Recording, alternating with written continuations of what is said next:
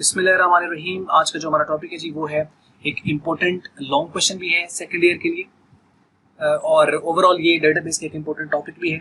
तो जो भी जिस तरीके से भी आप इसको वीडियो को देख रहे हो, यानी आप पेपर पॉइंट ऑफ व्यू से देख रहे हो, तो दैट्स अ इम्पोर्टेंट क्वेश्चन। और अगर आप जनरली जैसे डेटाबेस के आप किसी भी क्लास के स्टूडेंट हो तो उसके लिए भी ऑब्वियसली ये इक्वली इंपॉर्टेंट है, क्योंकि जैसे कि बीएससी के हमारे पास जैसे स्टूडेंट्स होते हैं तो वो भी ये टॉपिक सेम चीज़ें हैं। असल में यही तो हमारे सिस्टम के अंदर एक प्रॉब्लम है कि जो चीज़ें आप बच्चे को जो है वो 6वीं 7वीं में बच्चा पढ़ रहा है, आगे जाके मैट्रिक में फिर वही पढ़ रहा है। इनपुट डिवाइसेस आउटपुट डिवाइसेस जो होते हैं वो छोटे तीसरी जमात का बच्चा देखिए, आप दूसरी जमात को अगर कंप्यूटर लगवाया गया तो उसके अंदर सारी चीज़ें बताई गई हैं, बल्कि शायद ज़्यादा डिटेल में बताई गई है। और 9th 10th में फिर वही बताई जाती है। फर्स्ट ईयर में जो बच्चा आता है उसको फिर यही बताई जाती है। और वो जो सेकेंड ईयर में हम पढ़ाते हैं वो बीएससी में फिर वही पढ़ाई जा रही है। तो एक बंदा बागी नहीं होगा ऐसे सिस्टम से, तो क्या होगा? ये इंतहाई माजरत के साथ हमारा एजुकेशन सिस्टम कुछ इस तरीके से हम लोगों ने डिजाइन कुछ इस तरीके से किया हुआ है कि लोग इसमें से क्या सीखेंगे, अपडेट कैसे होगी। वो एक बार एक चीज को बार उसके जहन के अंदर पिन पॉइंट किया जाता है, तो वो बंदा जो को थोड़ा बहुत अकल रखता है ना, वो तो इससे बागी हो जाएगा। वो यार क्या मुसीबत है यार कि ये हम लोगों ने मैट्रिक इंटर के अंदर भी पढ़ी है, जाके बीएससी में हम लोग ये, और आप देख ले थ्रू मास्टर्स तक देख ले वही चीजें बार आ रही होती है। सिर्फ हमें ये लगता है कि हम नए पहली बार पढ़ रहे हैं, क्योंकि कभी हम लोगों ने ये सोचा ही नहीं है कभी कि यार हमने पहले भी वो दिमाग में चीजें सारी हैं। जैसे स्टैट है, तो छोटा बच्चा पढ़ता है कि नहीं पढ़ता, ग्राफ्स के बारे में उसको पढ़ाया जाता है कि नहीं। आप तीसरी चौथी जमात का बच्चा देखिए, उसके अंदर उसके जो मैथ्स है उसके अंदर उसको इंट्रोडक्शन दिया हुआ है कि ये पाई चार्ट होता है, ये होता है, वो होता है। और वो पाई चार्ट जब इंटर वालों से या ग्रेजुएशन वालों बंदों से पूछे पाई चार्ट पढ़ा होगा, हम पढ़ाई पहली बार से देख ली पहली बार, यू नो। ये एक इशू है। तो खैर ये एक हम मिलजुल कर इस सिस्टम को ठीक कर सकते हैं। मिलजुल कर हम इसके लिए हम कुछ एक लाहा अमल तैयार कर पाए हम सारे, और एक प्लेटफॉर्म पर इकट्ठे हो पाए, तो मेरा ख्याल है कि हम इस चीज़ को किसी बेहतर अंदाज में लेकर जाने के लिए कामयाब हो सकते हैं। लेकिन अगर ऐसे ही चलता रहा तो फिर चलता रहने दो, यानी कोई मजबूरी भी नहीं है, ठीक है। जिसको नहीं लगता कि ये हमारे लिए ठीक है, जैसे वो जहर है, अगर जो बंदा खा के उसको कंद कहे कि ये मीठी चीज है, तो इसका मतलब फिर ठीक है भाई खाओ, फिर रोने की बात नहीं है। यानी दो चीजें मैं करता हूँ लोगों से अक्सर, में जब बात होती है, अक्सर स्टूडेंट से मैं जब बात करता हूँ तो मैं कहता हूँ कि यार जिंदगी में ना रोना छोड़ दो। अगर आप उसके लिए कुछ कर नहीं ना सकते तो चुप हो जाओ, और अगर आपको रोना है ना तो फिर उठो उसके लिए, फिर उसके लिए अपनी आवाज को कम से कम बुलंद करो। अपनी आवाज दूंगा तो पहुंचाओ कि यार ये चीज सिस्टम में ठीक नहीं है, ये गलत हो रही है, ताकि कुछ नया चीज, ये प्रैक्टिकल वर्क हमारा बिल्कुल डिफरेंट हो गया हुआ है, और जो एकेडमिक वर्क है वो हमारा बिल्कुल डिफरेंट हो गया हुआ है, जिसकी वजह से प्रॉब्लम्स आ रही है। मैं आपको ये वाज़ेह तौर पर बता दूं कि एक मोटरसाइकिल ठीक करने वाला जो बंदा है ना बैठा हुआ, वो जितनी फिजिक्स की वो जो ठीक है उसको टर्म्स वो चीजें नहीं आती होंगी, लेकिन फिजिक्स की जितनी अंदर की जो चीज है कि वो सेक्रिव गेज को जितना इस्तेमाल, या जो वर्नियर कैलिपर का इस्तेमाल जितना बेहतर जानता है ना एक आम मिस्त्री मोटरसाइकिल ठीक करने वाला, उतना शायद वो फिजिक्स वाला भी नहीं जानता हो। ऐसे ना, क्योंकि हमें तो सिर्फ एक तार दे दी जाती है प्रैक्टिकल के अंदर कि फंसा लो भाई उसको सेक्रिव गेज के अंदर, और उसको बस मेजर करो, उसका डायमीटर, फिर इसका रेडियस निकालो, फिर ये करो, फिर गेंद ले ली छोटी सी फंसा ली, उसको फंसा के टाइट कर लो, और उसके बारे में डायमीटर मेजर करते रहो, उसको लिखते रहो, यू नो। ये इस तरह की चीजें हैं, और ये थ्रू आउट ऐसे ही चलती है, जिससे हमारा जो बच्चा है, जो हमारी कौम का जो लोग हैं, उसके के अंदर क्या प्रॉब्लम होती है कि वो बहुत पीछे रह जाता है। वो पीछे क्यों रह जाता है, किस वजह से रह जाता है? उसकी वजह यही होती है कि आपने उसके प्रैक्टिकल जो वर्क उसको दिखाना चाहिए था, ये जो रियल लाइफ की जो चीज है, उससे आपने उसको दूर कर दिया। आपने उसको एकेडमिक किताबों में इतना कुछ हेड़ दिया है उसको, और फिर एग्जाम सिस्टम, कभी सेमेस्टर सिस्टम, उसके अंदर mid term, final term, assignments, पता नहीं क्या कुछ है यार।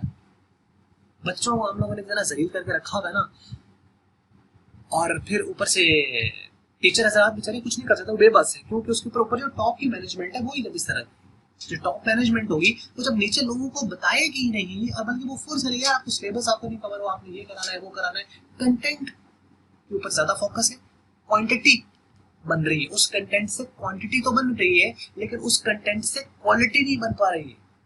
तो जब ऐसा सिस्टम चलता रहेगा तो फिर इसका मतलब फिर मजदूर ही पैदा होंगे हमारे यहाँ, बल्कि वो पढ़े लिखे मजदूर आप कह रहे हैं, तो पढ़े लिखे मजदूर पैदा होंगे। कहीं पढ़ा लिखा कोई बंदा आपको अच्छा डिपार्टमेंट चलाता हुआ, पढ़ा लिखा बंदा कोई बिजनेसमैन आपको नहीं मिलेगा। बिजनेसमैन, फिर बिजनेस आप देख लें, बिजनेस कौन लोग चला रहे हैं? अनपढ़, ज्यादातर वो लोग चला रहे हैं जिनका वो कुछ ज्यादा पढ़े लिखे नहीं है, और कारोबार पैसा भी कमा रहे हैं और एक नाम भी है, आप देख लें दुनिया जान के अंदर। लेकिन हमारे जो बच्चे हैं वो बहुत पीछे रह गए। क्यों ये पीछे रह गए, उसकी बुनियादी एक ही वजह है कि हम लोगों ने उसके अंदर गैप बहुत ज्यादा क्रिएट कर दिया है कि प्रैक्टिकल वर्क और है और एकेडमिक वर्क और है। भाई अगर तरक्की करनी है, आगे जाना है, तो इन दोनों को मिलाना होगा। आप एकेडमिक्स और प्रैक्टिकल वर्क को एक साथ लेकर आए, उनको विजिट्स कराएं। चाहे यार वो बंदा जाके बैठे तो सही, जाके फिजिक्स वाला मोटरसाइकिल वाली दुकान पे जाके बैठे, उसको देखें कि भाई क्या कर रहा है तू, क्या है मुझे बता जरा इसके बारे में। कभी किया किसी ने? फिर वो गिला शिकवा करेगा, हमारे यहाँ नौकरियां नहीं है, हमारे वो नहीं है, हमारे सिस्टम ठीक नहीं है, हमारे उस्ताद ठीक नहीं थे, हमारी यूनिवर्सिटी ठीक नहीं थी। ये गिले शिकवे बन जाते हैं। क्यों? क्योंकि आप अपने आप को कोई बंदा भी नहीं चाहता खैर, नीचे लाना तो कुछ आता नहीं है। क्योंकि एक बंदा पहले मजबूर और मानेगा कि आप एक नहीं कर पाए। जो ऊपर जिसके पास जॉब है वो जॉबलेस को हमेशा बात करेगा कि भाई कोई ढूंढ, मुझे भी बड़ी मुश्किल के बाद मिले थे, ढूंढ इधर उधर अप्लाई कर, सीवी लेके जा, यू नो। कोई किसी को ये कहता है कि यार तू अपने अंदर से ढूंढ, तेरे अंदर क्या चीज है उसको ढूंढ, तू दुनिया के लिए तू कुछ अलग करने वाला है बंदा। तू वो नहीं है कि नौकरी के पीछे मत भाग, उसके पीछे भाग जो तेरे अंदर है, उसको ढूंढ, उसको तलाश कर। वो यूनिक कोई अल्लाह ने तेरे अंदर कोई चीज ऐसे रखी है। अल्लाह ताला ने हर इंसान की जैसे शक्ल अलग अलग बनाई, वैसे अक्ल अलग अलग बनाई, वैसा उसका नसीब अलग अलग बनाया। ये सारी चीजें अलग हैं। और आप दुनिया में देख लें जितने भी लोग हैं वो किसी एकेडमिक किसी प्रोसेस से होके पीएचडी करके जनाब उसने कारोबार शुरू किया, मुमकिन नहीं है। लेकिन अब हम लोग जो ये चीज लेके चल रहे हैं, ये चीजें पढ़ाई जाती है, ये चीजें कराई जाती है, उसका मकसद उसके पीछे यही है कि कम से कम बुनियादी जरूरत है, यानी इंटर तक, ग्रेजुएशन तक की जरूरत है, लेकिन उसके बाद कुछ ऐसा वर्क बिजनेस की तरफ आना चाहिए लोगों को। और फिर आप अपनी सेल्फ स्टडी को प्रमोट करें, किताबें पढ़ें, अच्छी किताबें पढ़ें। अगर आपको तरक्की करनी है तो आपको अच्छी किताबें पढ़नी पड़ेगी, बगैर पढ़ाई के आप आगे जा ही नहीं सकते, ये इतनी बात है। लेकिन उस सिस्टम के तहत अगर आप चलते रहे, जैसे आपको चलाया जा रहा है, जैसे यूनिवर्सिटियां चलाई जा रही हैं, और जिस तरीके से आपको जो एक सिस्टम देकर एक बैच निकाला जा रहा है, मशीनें बन गए यार हम लोग, तो फिर तो हम लोग तरक्की नहीं कर सकते। फिर हम इधर की इधर रह जाएंगे और सारी जिंदगी हम रोते रहेंगे और यही रोना धोना हमारा लगे रहेगा, लेकिन हम कभी भी अपनी जिंदगी के अंदर वो हासिल नहीं कर पाएंगे, दिली सुकून नहीं होगा हमारे अंदर। फिर मसाइल होंगे। फिर जहां नौकरी आप करोगे, आपके अंदर तो डिपेंडेंसी है, आप अपने मैनेजर पर डिपेंडेंट हो, जैसा वो कहेगा वैसा आपके मन में चल रहा है यार कि काम गलत हो रहा है, ऐसा नहीं होना चाहिए, लेकिन आप कह नहीं पाओगे। क्यों? क्योंकि हाथ से नौकरी जाएगी, और नौकरी जाएगी तो 16 साल की तालीम, एमफिल, पीएचडी कहाँ गया? आपको उस डिपार्टमेंट के लोगों को सुनना पड़ेगा। अगर नहीं तो फिर आपको अपना ग्रुप अलग बनाना पड़ेगा। तो इस तरह क्या होगा, ग्रुपिंग होनी शुरू हो जाएगी, जैसे कि यूनिवर्सिटीज के अंदर होता है कि ग्रुप्स बने हुए हैं कि एक बंदा जो है वो उसका माइंड नहीं मिला उसके साथ, उसने दूसरों के साथ मिलकर ग्रुप बना लिया, तो क्या हुए, लड़ाई झगड़े होने शुरू हो गए। तो ये हम क्या कौन को क्या सिखा रहे हैं? अगर उस्ताद जो है उन्होंने अपने तरफ ग्रुप बनाए हुए हैं, जो कि बने हुए हैं कॉलेजेस के अंदर, स्कूल के अंदर बने हुए ग्रुप्स। क्यों? क्योंकि बुनियादी तौर पर जिससे उसको समझना चाहिए था वो हम नहीं समझ पाए। तो जब उनकी लड़ाइयाँ झगड़ा होने, सोचो अगर अल्लाह माफ करे कि 2 उस्ताद लड़ पड़े किसी स्टूडेंट के सामने, मैंने अपनी आंखों से देखा है उस्तादों को लड़ते हुए। वो बच्चा वहां से क्या अच्छी तालीम ले पा रहा है या वो कोई अच्छा मैसेज लेके जाएगा, बल्कि वो जो शरे शैतान होते हैं वो बल्कि दूसरों को इधर उधर उधर, वो देखो उस्ताद लड़ रहे हैं, वो देखो टीचर लड़ रहे हैं, यू नो, ये चीजें हैं सारी। तो इस बात के ऊपर खैर सोचने की देर है, बात फिर दूसरे तरफ निकल जाएगी। आइए हम अपना टॉपिक शुरू कर लेते हैं जो कि इंपॉर्टेंट तो है ऑब्वियसली। आइए जी, रिलेशन या table. A table in a relational database is called relation. Relational जो डेटाबेस होती है उसके अंदर जो टेबल होता है एक्चुअल में उसी को रिलेशन कहा जाता है। रिलेशन होता है या जो टेबल होता है ये रोज और कॉलम पर कंसिस्ट होता है और इसके अंदर ही सारा आप अपना रिकॉर्ड जो है वो मेंटेन करते हो। अ table is a building block of database, यानी डेटाबेस मिलके बनती है किन से? टेबल से या रिलेशन से। अ table is 2-dimensional arrangement of rose and columns. ये जो टेबल है ये 2-dimensional अरेंजमेंट है रोज की एंड कॉलम की, in which data is stored in systematic way, एक तरीके से, यानी उसका कोई तरीकाकार होता है, उसके तहत उसके अंदर डेटा इंफॉर्मेशन को स्टोर किया जाता है। हॉरिजॉन्टल अरेंजमेंट्स, जो कि जैसे ये लाइन लिखी हुई है ये हॉरिजॉन्टल है। Horizontal arrangement of the table is called row, where the vertical arrangement, vertical यानी ऊपर से नीचे की जाने, vertical arrangement of the table is called column. Information about single subject such as customer, employees, product, companies, schools and the students etc. are stored in a single relation called table। यानी एक table के अंदर एक तरह की information होगी, जैसे school है तो स्कूल की इंफॉर्मेशन उसके अंदर है, और स्कूल के अंदर भी कोई भी स्टूडेंट के बारे में, टीचर के बारे में, कोई भी और इंफॉर्मेशन जो होती है वो आप उसके अंदर स्टोर कर सकते हो। Customer, employ, similarly a table is called is also called an entity set. इसको एंटिटी भी कहा जाता है, इसको एंटिटी सेट भी कहा जाता है। पिछली वीडियो में पहले मैं बता चुका हूं कि एंटिटी, रिलेशन और टेबल ये एक ही नाम है। Our relation should have the following characteristics. एक रिलेशन के अंदर कौन कौन सी खसूसियात होनी चाहिए? A table should have a unique name. एक जो रिलेशन होगा उसका एक यूनिक नेम है। उस जैसे जो एक टेबल का नाम है RDBMS के अंदर, ये रिलेशनल डेटाबेस मैनेजमेंट सिस्टम के अंदर, एक टेबल का नाम दूसरे टेबल का वो नाम नहीं होना चाहिए, यूनिक नेम होना चाहिए। Each field should have unique name. एक जो फील्ड है उसका नाम भी यूनिक होना चाहिए। यानी एक फील्ड का नाम नेम है तो उसका मतलब दूसरी का नाम नेम नहीं हो। हाँ, अगर आपको दो सेपरेट उसके अंदर लेकर चलना है, जैसे किसी का नाम है, जैसे नाम होता है मतलब तो फर्स्ट नेम सेकंड नेम, आपने वो देखा होगा, first name and the last name लिखा होता है कि फर्स्ट नेम ये है, लास्ट नेम ये है, तो वो दो कॉलम उन्होंने बनाए होते हैं, लेकिन नेम नहीं लिखा जाता, first name and the last name इस तरीके करके लिखा जाता है। तो एक यूनिक नेम होना चाहिए एक फील्ड का। And each field should have unique data type, और हर एक जो फील्ड है उसकी एक यूनिक डेटा टाइप होनी चाहिए। ईच सेल, जैसे कि intersection of the row and the column of the table should contain only one value, उसके अंदर एक वैल्यू होनी चाहिए, सेल के अंदर एक वैल्यू होनी चाहिए। No duplicate field should exist, उसके अंदर कोई डुप्लीकेशन नहीं आनी चाहिए, कोई डुप्लीकेट फील्ड नहीं आनी चाहिए उसके अंदर। No duplicate row should exist, उसके अंदर कोई डुप्लीकेट रो नहीं आनी चाहिए। Order of the fields is insignificant या इमटेरियल, यानी आप कौन सी पहले लिख लो कौन सी बात लिख लो इससे मैटर नहीं करता। रो डुप्लीकेट नहीं होनी चाहिए, फील्ड डुप्लीकेट नहीं होनी चाहिए, इंटरसेक्शन रो जो है वो सेल है और सेल के अंदर एक वैल्यू आनी चाहिए, और उसकी जो टाइप है वो भी यूनिक होनी चाहिए। यानी तीन तो पॉइंट यूनिक ही हो गया, unique name of the field, unique name of the table and unique value. उसके बाद सेल है तो उसके अंदर single value, no duplication in the field, no duplication in the rows, order of the field is immaterial and order of the row is immaterial। यानी एक उसका order का पॉइंट हो गया, एक डुप्लीकेशन का हो गया, जिन्हें डुप्लीकेशन नहीं होनी चाहिए, और उसके बाद यूनिकनेस का आ गया, उसकी टाइप का आ गया।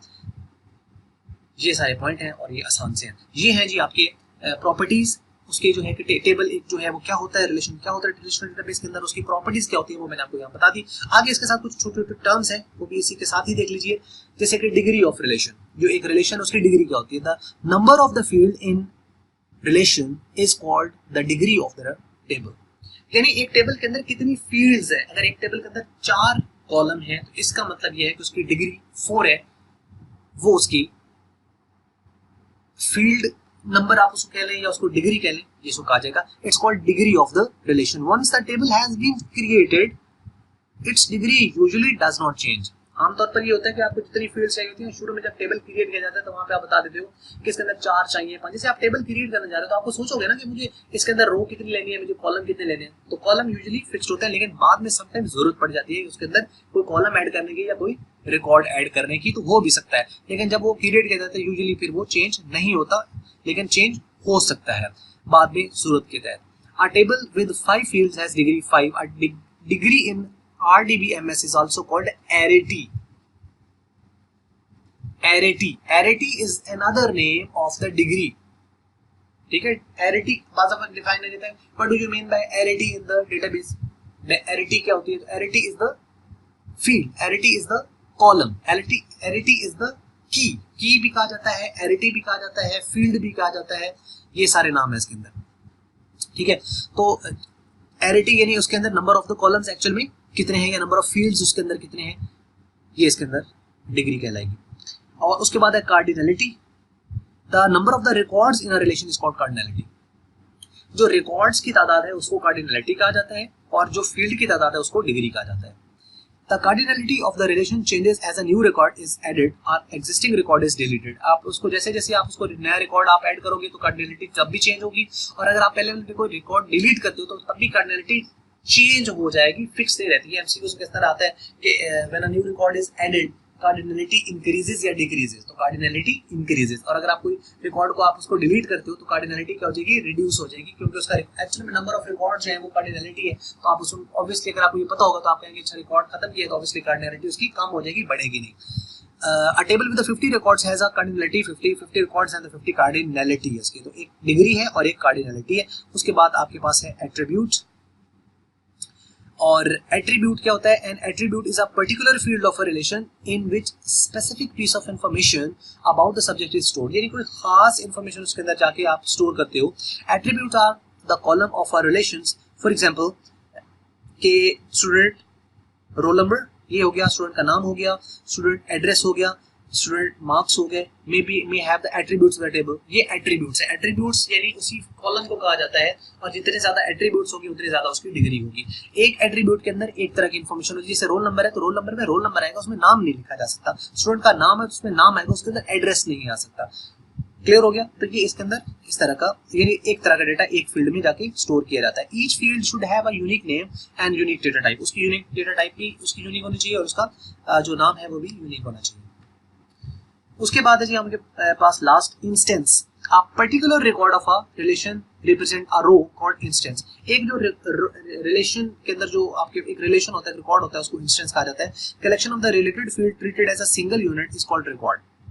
बहुत सारी फील्ड्स मिलती हैं तो एक रिकॉर्ड बनता है। It's a relation, it's a actually a collection of the related fields, that's why instance. Instance ये भी बहुत दफा जो है वो ये डेफिनेशंस आ चुकी हैं पेपर्स के अंदर, तो ये इंपॉर्टेंट है। And instance is also called tuple और अकरेंस। इसको टपल भी कहा जाता है, इसको अकरेंस भी कहा जाता है। अब ये भी डेफिनेशन से लिखी जाती है, what do you mean by tuple in a relation, या what do you mean by occurrence in a relation, या what do you mean by instance. तो बात एक ही है, जो पर्टिकुलर रिकॉर्ड होता है डेटाबेस के रिलेशन का, उसको इंस्टेंस भी कहा जाता है, या उसको टपल कहा जाता है, या उसको अकरेंस कहा जाता है। ये थी आज की वीडियो। उम्मीद तो ये की जा सकती है कि वीडियो आपको अच्छी लगी होगी, लेकिन उम्मीद ये भी की जा सकती है कि आपको वीडियो अच्छी ना भी लगी। तो कोई बात नहीं, अगर आपको अच्छी लगी तो आप कर सकते हैं लाइक, अच्छी नहीं लगी तो आप कर सकते हैं डिसलाइक। लेकिन कमेंट्स में लाइक के भी कमेंट्स आप शेयर कर लें, और डिसलाइक के कमेंट्स भी अगर आप शेयर कर लें, जैसे भी आपको जो भी कहना है वो आप ओपनली कह सकते हैं। इसके अंदर किसी तरह की कोई वो नहीं, और ना रोकनी चाहिए।